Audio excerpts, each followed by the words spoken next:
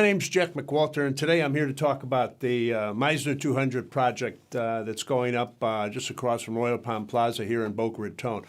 By now, you should probably know that I'm quick to pick a fight, and I was ready to pick a huge fight on this deal when I saw what was coming down the pike. 1,000 feet long, a Galactica, 5 battleships, 200 feet tall, 400 feet deep, et cetera, et cetera. I was ready to pick an ugly fight, but what I learned is quite different than what I've been looking at for almost the last 2 years. As you know, we are very upset about the quality of life that's going on in Boca Raton, how it's changing dramatically for the worse. A lot of bad government decisions are being made, parking and traffic and etc. But today I want to talk about this Mizner 200 project. And what I've done is to prepare myself for this presentation is I look back at my notes. It's hard to believe going back to 2014 about this project. And there's been 4 different variations, iterations of this project, and I've studied them all. The next thing I did was I read John Copley's rebuttal regarding John Gore and the BocaBeautiful.org organization, and I thought it was very, very well done. Also, I went to the Boca Raton City Hall website where the Garcia Stromberg, the architects, presented about 30, 40 pages of documentation exactly what this is. And I found some very interesting things, a little bit of trivia, and I'm going to ask you to stay with my spiel because I got a trivia question for you as to who signed off on Mizner on the Green, which is right there now, which Mizner 200 wants to replace in 1991 and 1993. That's a trivia question. I'll give you the answer at the end, so be thinking about that. Stay with me. The next thing I want to talk about to prepare myself for this presentation is I went to the appearance board last week, 3 hours of presentations. You got the rebuttals from the Townsend Place folks that are right next door. They talked about shade and traffic and all those types of things. Also, there's been several write-ups on Boca Beautiful, and I'm going to talk about that. The first thing I'm going to talk about is that seems like the major issue with the Townsend Place folks was shade.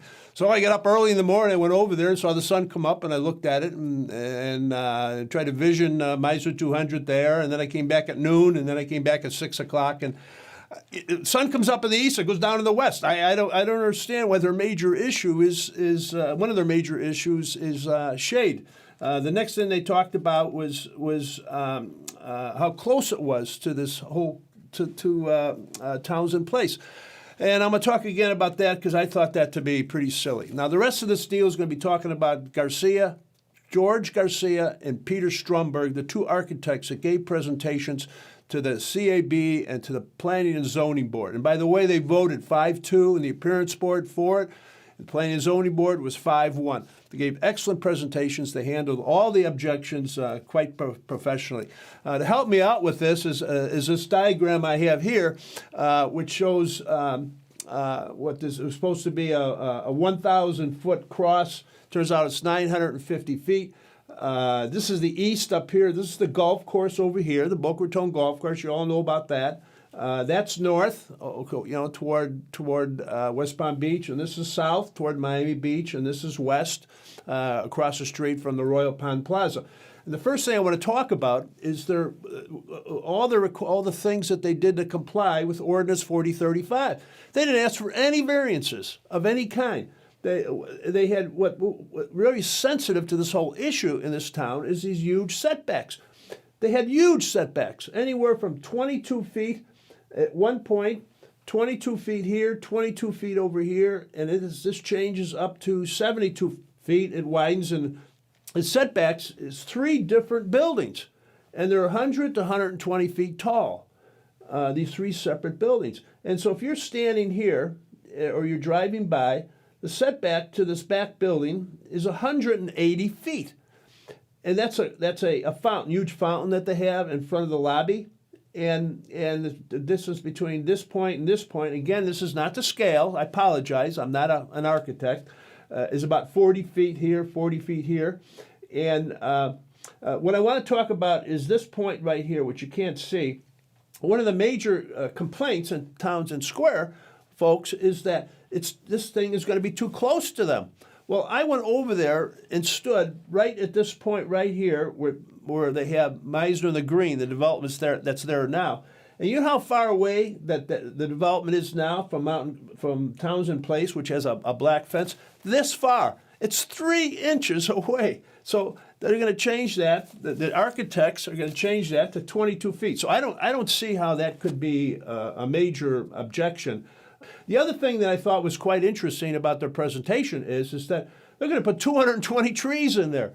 And many of them are going to be canopy trees. And canopy trees are different than palm trees because they don't provide very much shade, whereas canopy trees spread out. And now with the city trying to say we should all walk and bike everywhere, during the appearance board, we have a lady that I call Joanne Landon. I call her the shade lady because every meeting she goes to, she talks about putting in shady trees, which makes sense. And they agreed to increase the number of canopy trees so they'd be walking in the shade. Open space I thought was very interesting. I think they have a sense of humor because open space requires, when you look up in the sky and you can see through and all that stuff, you know what I mean. 40%. They have 40.1%. I think they were trying to tell us something where they exceed the open space requirement, which I thought was pretty cute. The other requirement from the variances under Ordinance 35 is that they require 674 spaces. Guess what?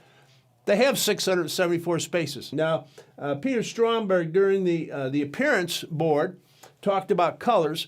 And I can't make comment on that. He said the colors are going to be really good and they're going to change everything. Because my problem, I guess, I'm colorblind, so I didn't know what he was talking about. They also pointed out very carefully that under the ordinance, there's 0 setbacks required on this side, the back, and over here.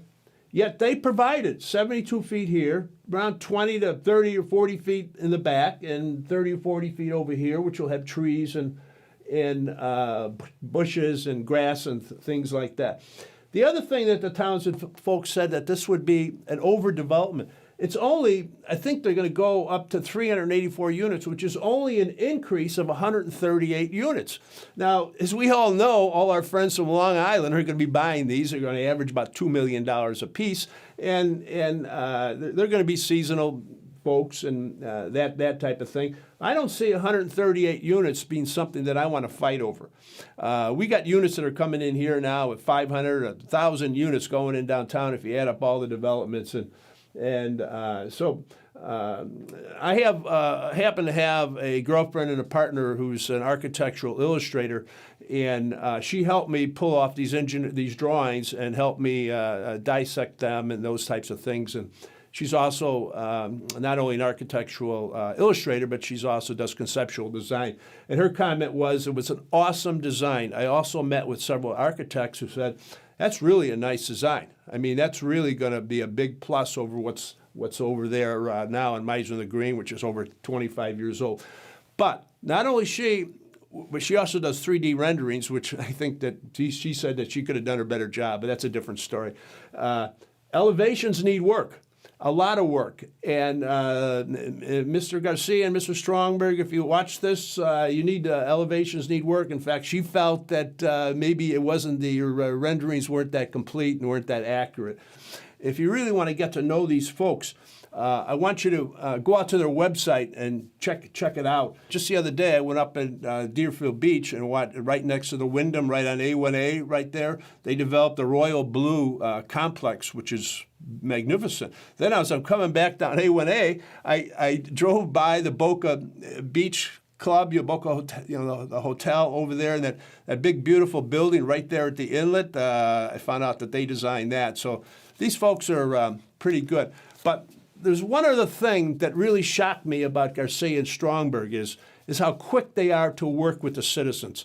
They had a meeting with the Riviera Beach Association where they're doing the design of a building at the corner of A1A and Palmetto. Just south, you see, there's a 1 or 2 story building there. They bought that and they're going to want to put it a hotel and 70 condos and some mixed use stuff and all that. They met with the Riviera Beach Association, And they listened, and they came up with a whole new design that the association felt was. This is how it's supposed to work in this city. The developers and the architects, they come to the associations, to the citizens, and they find out how they can work together. I just feel very good that this is happening now in the city. I also feel that Boca Watch is making a difference on this whole thing. We have a lot of viewers, sometimes as many as 20,000, 25,000, and their input is very, very accepted. So I feel progress. I feel that we're doing a much better job of communicating with you folks. If you write articles, if you have an issue that you feel strongly about, do the research and come out and write the articles and send them to us, and we'll put them out there in its entirety. But please don't ask us to make comments about polar bears in the Arctic or something, or drilling off the coast of Alaska or stuff like that. We don't need that. All right, now I'm going to come back to that trivia question. This is hard to believe. Mizner on the Green was presented to the Planning and Zoning Board in 1991, and then it was approved in 1993. Guess whose signature was on those deals? Steve Abrams, who was the former mayor of Boca and now that represents in District 4 in the county, and he's been around a long time. I remember having his signs on my front lawn. We can't live in a cave. And CAVE stands for Citizens Against Virtually Everything. We can't live in a cave. If we see something that's really good, let's go with it. Let's support it. It's the right thing to do. And the last comment that was made, it just came in not more than 20 minutes ago from George O'Rourke. You all know him. He's the esteemed husband of Andrea O'Rourke. By the way, yesterday was her birthday, so we should all wish her happy birthday. He said, the good fight must continue. And that's frankly where I'm at. I got news for people over in Midtown. If we see developments that come in over there that look like the Mark, we're going to fight just as hard as we have in the past. Thank you very much.